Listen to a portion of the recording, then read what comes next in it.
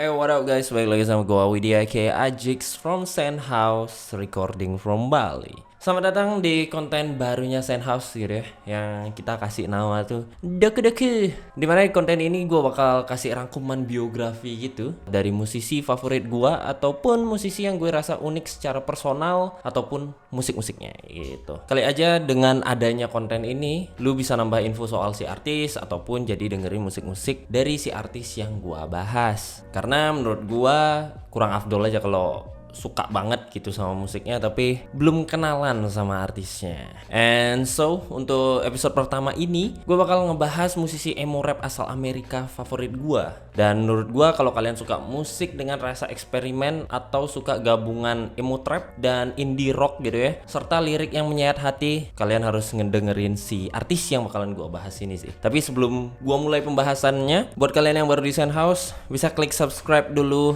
klik like-nya biar channel ini bisa bertumbuh gitu sih ya. Ya untuk bisa memberikan support ke kita lah gitu cuy. Dan untuk doku-doku episode pertama ini gue bakalan ngebahas Nothing Nowhere.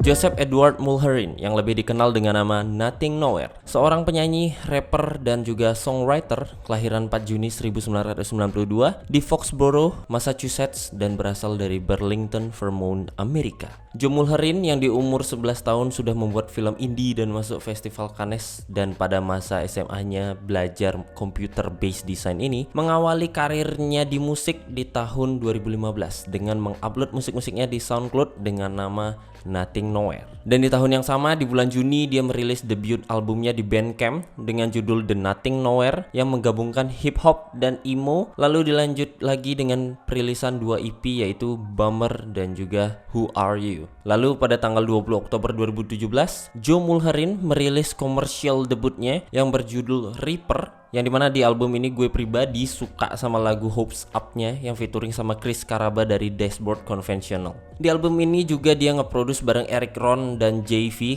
Eric Ron ini juga salah satu produser untuk band-band rock atau post-hardcore gitu ya. Banyak deh, nanti mungkin gue bikinin videonya terpisah atau ketika gue ngebahas musisi lain, lu pasti nemuin nama Eric Ron ini gitu cuy. Nah dan juga si Nothing Nowhere ini featuring sama Lil West di lagu R.E.M. Album ini pun dikutip dari New York Times sebagai salah satu pop album of the year yang menjanjikan. Bahkan salah satu musik kritik di New York Times memasukkan album Reaper ini ke list nomor satunya di Album of 2017. By the way, Mulherin juga punya nama lain selain Nothing Nowhere, seperti Never Forever sebagai side projectnya di SoundCloud. Lalu Traucoy, sebuah band yang berisi Joe Mulherin dan beberapa artis lain yang cuma merilis di Musong di tahun 2014 dan self-titled EP di Bandcamp. Dan yang terakhir ada Lil Tofu sebagai project yang memparodikan stereotype rapper dan kultur emo di SoundCloud. Banyak banget nih orang punya alias gitu ya. Lalu pada tahun 2018, tepatnya di tanggal 16 Februari, Mulherin masuk ke label Fueled by Ramen dan merilis single Ruiner yang juga menjadi track utama di album Ruiner yang dia rilis di tanggal 13 April 2018.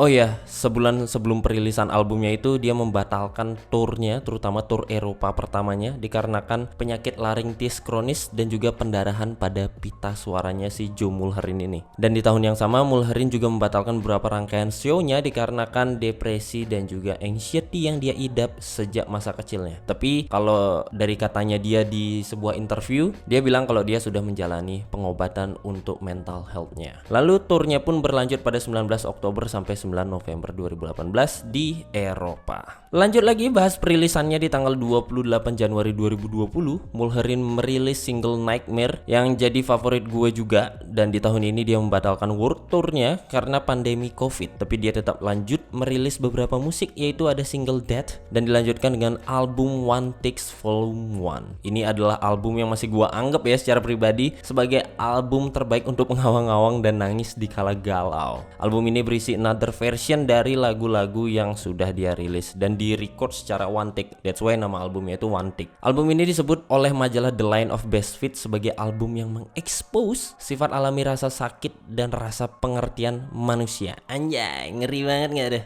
Lalu ada perilisan selanjutnya yaitu single Likes 4444, single Pretend dan Blood yang featuring sama Kenny Hoopla di tahun 2020.